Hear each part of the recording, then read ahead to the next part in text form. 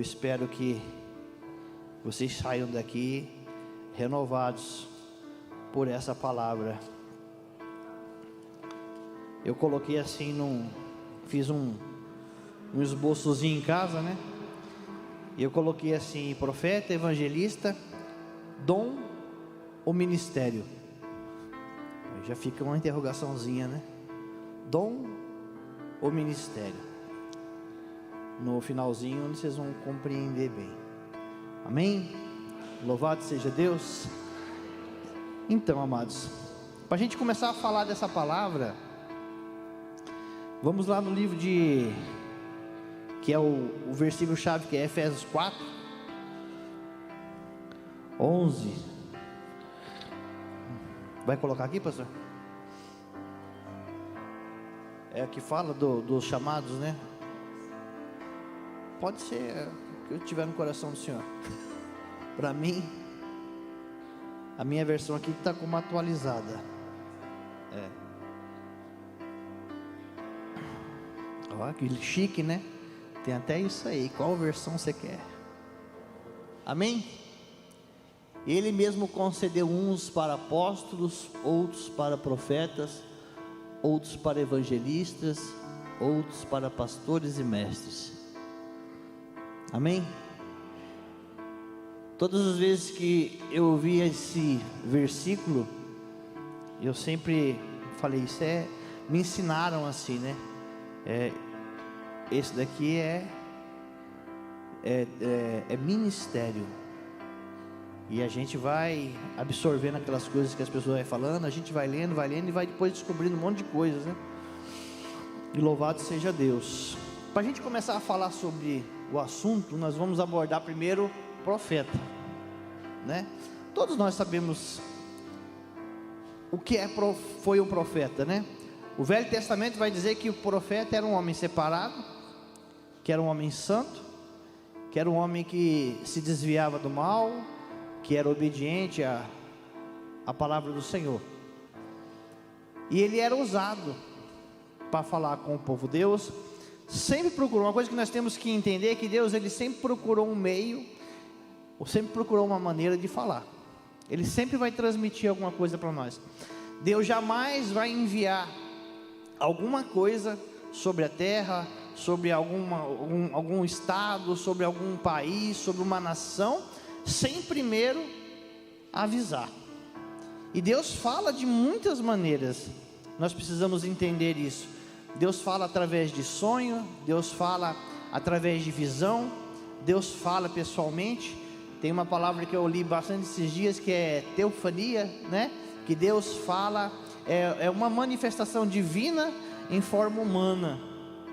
Deus usa várias maneiras para poder falar, mas uma coisa que nós precisamos entender é que Ele sempre vai falar com o seu povo, com os seus escolhidos, antes de tomar qualquer tipo de decisão que envolve que vai atingir de uma certa maneira a humanidade. A palavra de Deus nos ensina isso.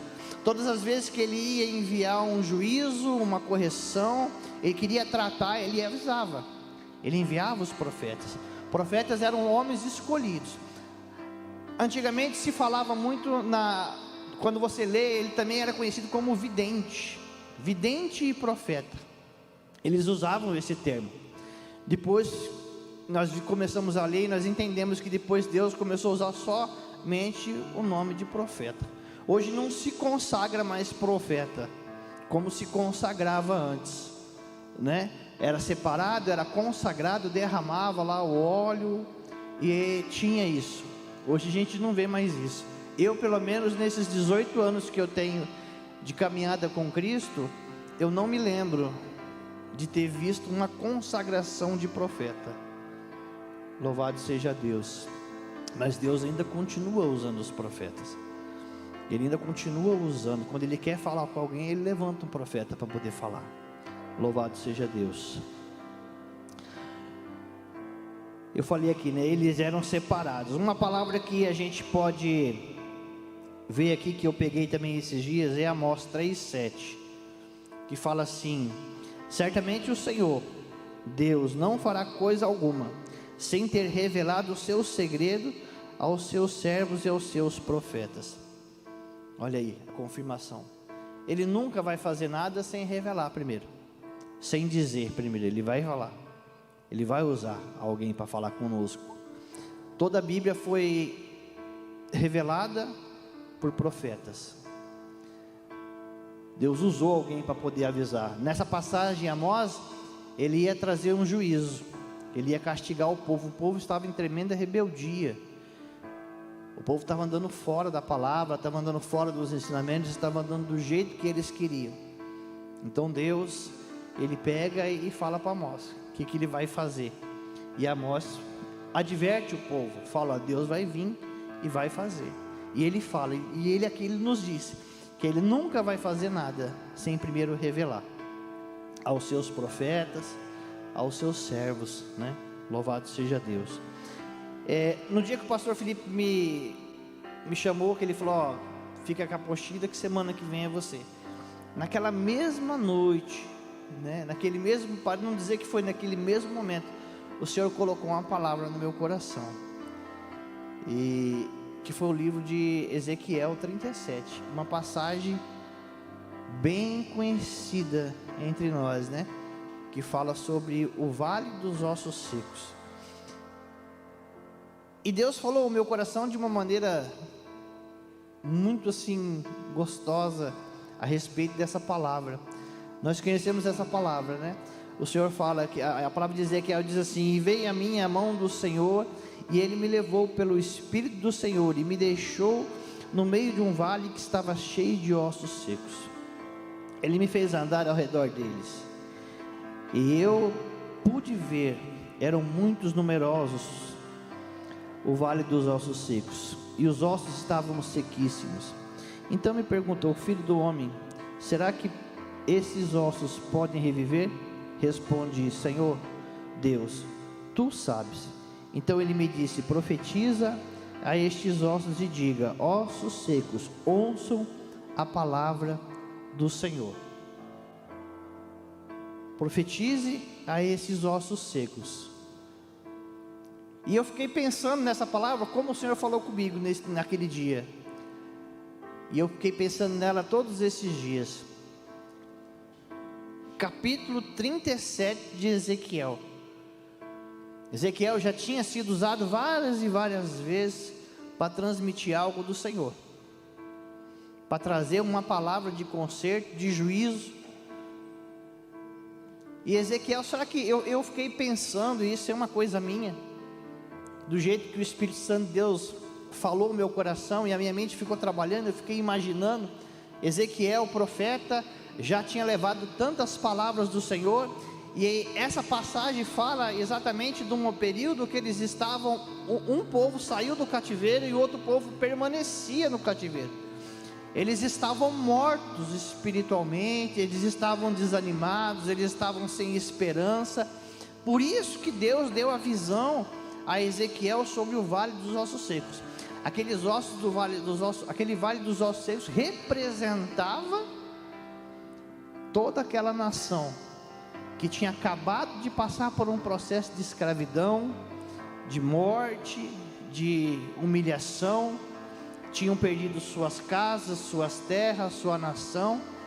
O povo escolhido de Deus, o povo que viu Deus abrindo o mar, viu Deus fazendo tantas coisas, agora vê Deus quieto, e eles passando por tudo isso. Eles estavam tristes, apagados, mortos, como aquele vale de ossos secos. E Ezequiel, que outra hora, toda vez foi lá e avisou, eu achei engraçado, porque no meu coração veio assim: Ezequiel, você está vendo tudo isso? Está vendo tudo isso que está acontecendo? Profetiza. Profetiza, Ezequiel.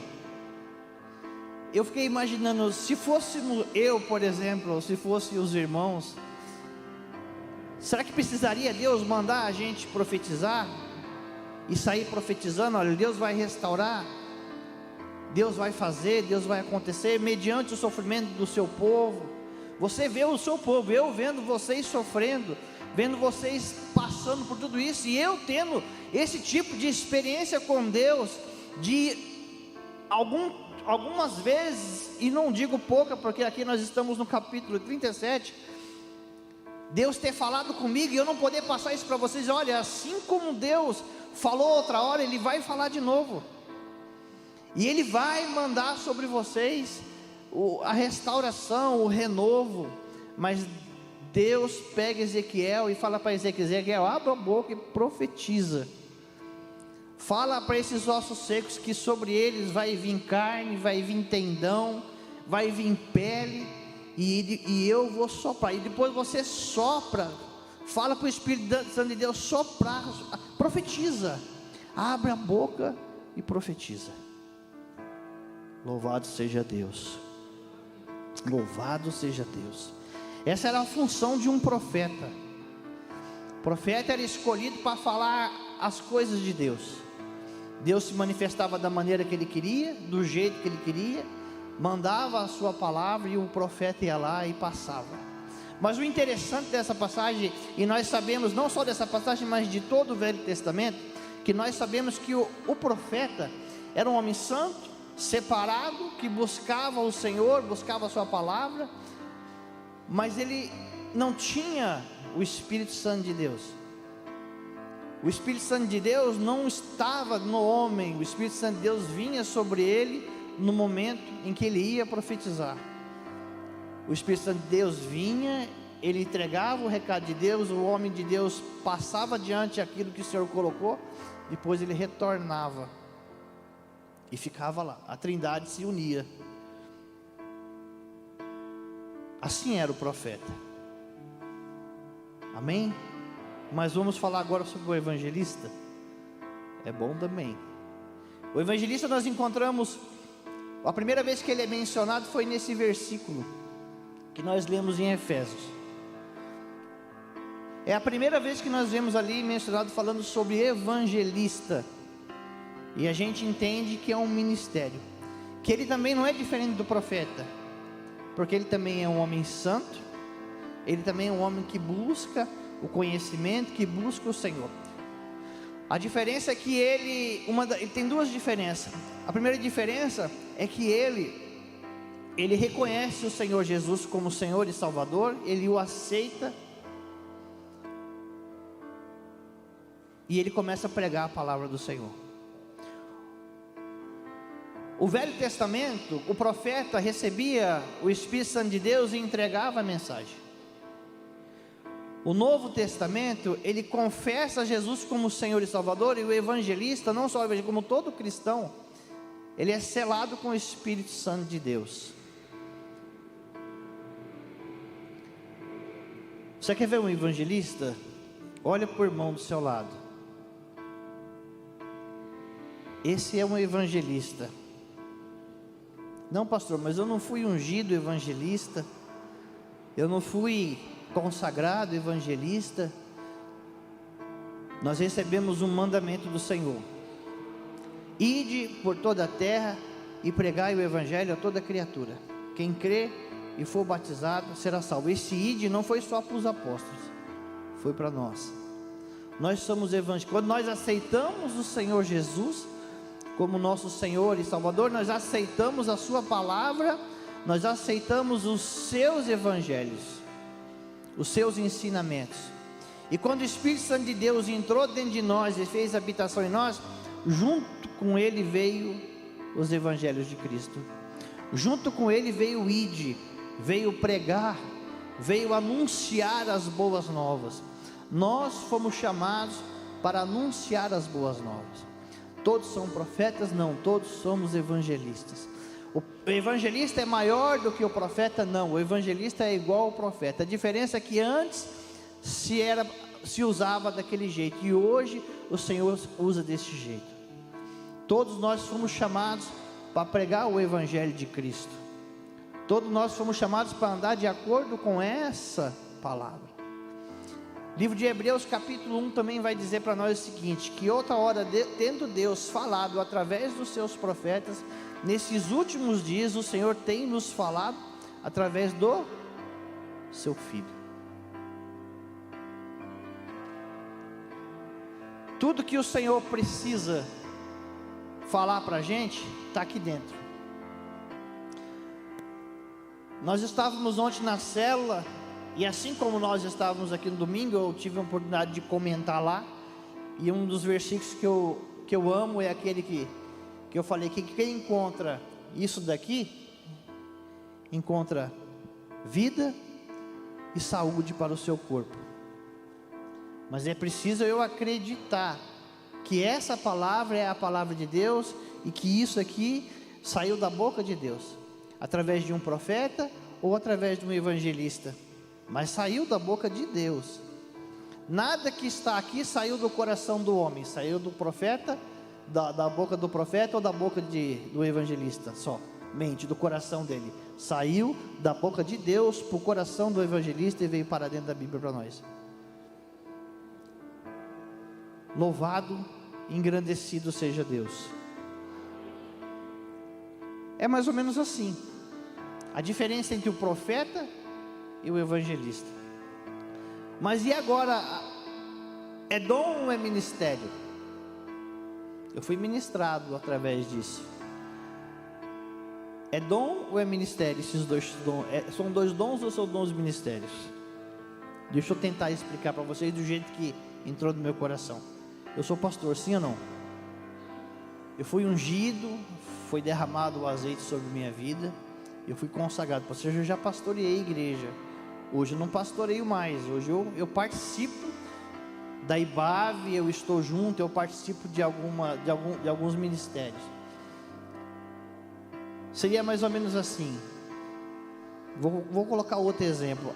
A Cat, ela tem o dom de louvar, né?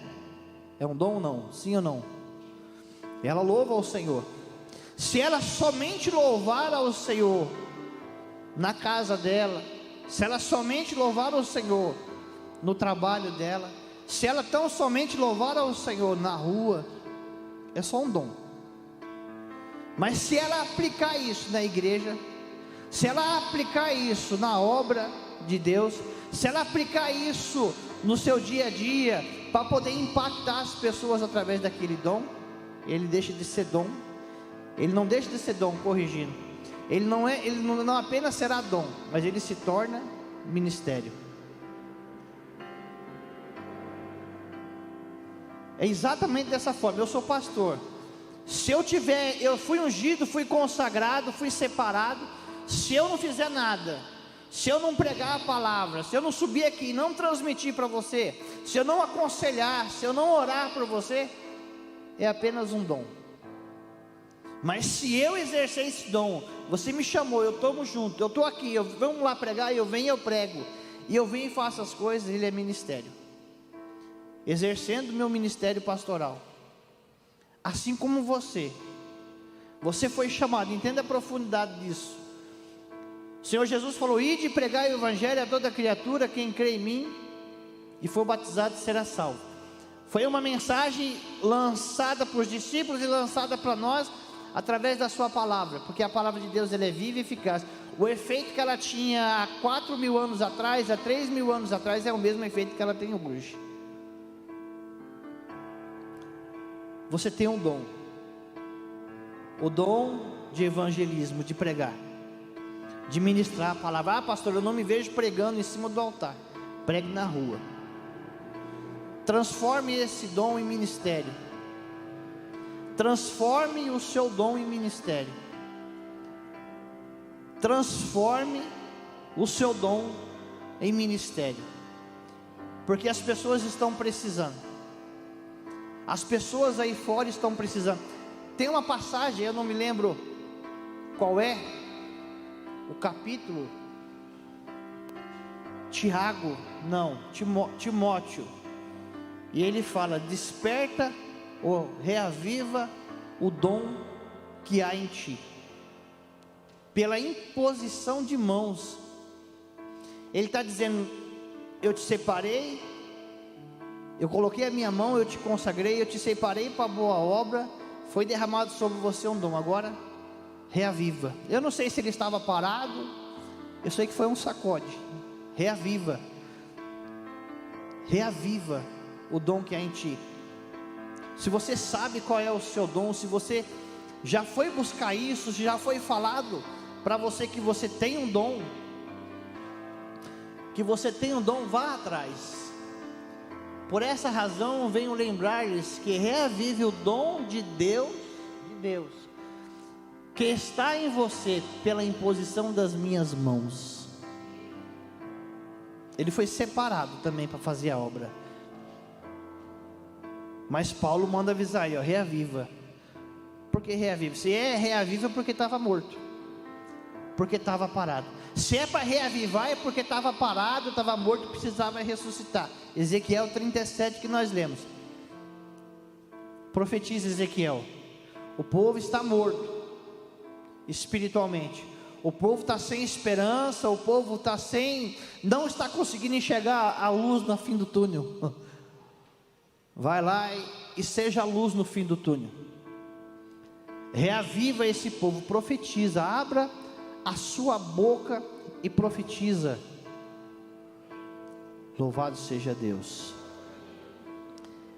É isso que eu quero. Eu não tenho muito assim, não quero me alongar muito hoje, queridos. Eu quero orar, porque nós estamos num culto de oração, e a oportunidade hoje é da gente profetizar. A oportunidade que nós temos hoje é de reavivar o dom que há em ti. Qual é o dom que há em ti? Vamos reavivar esse dom? Vamos, porque as pessoas estão precisando que o meu dom e o seu dom esteja reativado, reavivado. Que você seja uma potência na mão de Deus. Que você seja canal de bênção. Eu sempre falo isso, irmão. Eu quero ser canal de bênção. Canal de bênção.